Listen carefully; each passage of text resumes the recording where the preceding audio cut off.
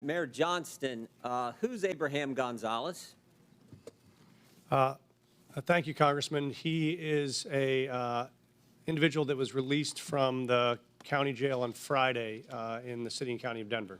That's all you know about him?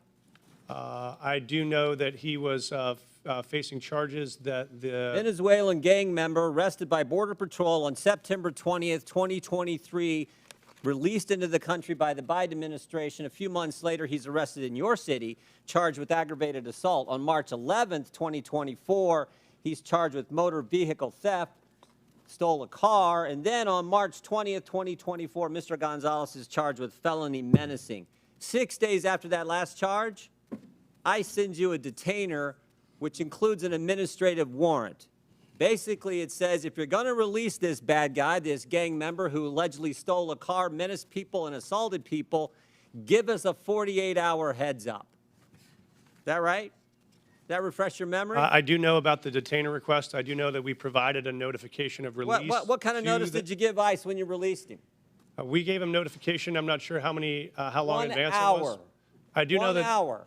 I do know that there were 1 hour notice, and you released him 5 days ago, right? Why not give him more heads up? Actually, let's put the slide up. Let's see what it says here. But let's put the slide up. This is what the Denver Sheriff's Department, it's kind of hard to see, so I'll read it. It says, Denver Sheriff Department, ICE notification being released to the streets. I simply said, just release him to us. You release him to the streets. Why not release him to ICE? Thank you. What we've done, and we do this regularly, we've done 1,226 of these, is we notify I'm ICE. asking about one. I'm not asking about the 1,200. I'm asking about Mr. Abraham Gonzalez, who's a gang member from Venezuela, stole a car, assaulted someone. You had him in your custody for how long? I know that we released him. 345 days you had him in custody. And I said, hey, can you give us 48 hours heads up? I don't know. You gave him 1 hour notice. Mr. Congressman, we notified them released. There were 6 ICE agents present when he was released, so they had enough time to respond and to be present. Respond where? To the jail where we released him from. So we released him we notified them of the release time. When we notify them of release, they come to the jail facility to pick them up. Why didn't you say that's not what you said. You said you released him to the streets. Did you release him to the streets? You release him to ICE? What we do, sir, is we release him from our county jail, and we coordinate with ICE on that release time and release date so that ICE can come and pick them up from that location. Pick them up where? In the parking lot? Yes, sir. They're on the facility property. Guess what happened in the parking lot? I know, sir. I've reviewed the video. So I looked at it. I've talked to the sheriff last night. One of the ICE officers got assaulted, didn't he? I've reviewed the video, They had sir. to tase the guy, didn't they? Would you like me to answer, sir? No, I'd like you to answer. Did they tase him? I know that there were 6 officers that had multiple tasers. I saw the So they detention had on 6 video. officers. If you keep him in the facility and they come in the facility and get him, does it take 6 officers? Probably takes 2, doesn't it? So we've been doing these, as I mentioned, 1,224 times, 1,226 times. This is the first time I've been made aware of there's been an incident like this. So I reached out to ICE after I saw the video. I've coordinated with their team and offered to sit down and see if there are procedures we can change.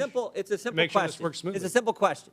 You can release him in the parking lot, give ICE 1 hour notice, and they got to send 6 officers to arrest this guy. Or you can say, hey, here's what we're going to do. We're going to hold him. You come in and bring 2 officers in, and you turn him over there. Why not do it that way? We have a city ordinance. You know why you don't do it that way? We have a city ordinance that governs. Because you're a sanctuary city. This is the whole point. No, sir, I disagree with you.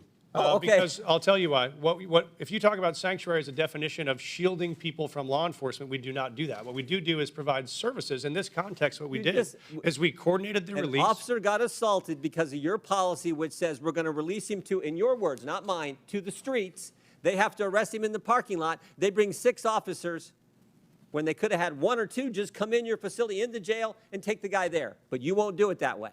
I've seen the video. I've reached out to ICE. I've offered to sit down and coordinate on strategies. If we need to make adjustments to what we do on releases, we'll do that. This is the first time in the 1,226 releases I've heard of an incident, I read your so we'll written take testimony action. last night. I read your written testimony last night. 4.5 pages.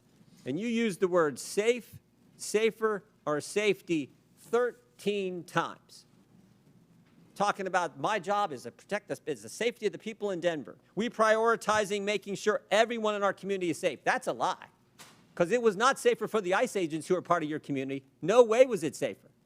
The safest thing to do is to say, ICE, we got him in custody. Come here, we're releasing. We held him 345 days. We can't hold him a second longer. We can't wait for you to come inside the building. We got to let him go, so you have to arrest him in the parking lot. That is how stupid sanctuary policies are and what they mean to the community that you put at risk and to the ICE officers ICE officer who was assaulted. And they had to use a taser on the, it's not good. Mr. Chairman, Time, Mr. Chairman. 5 I have minutes is up. unanimous consent request.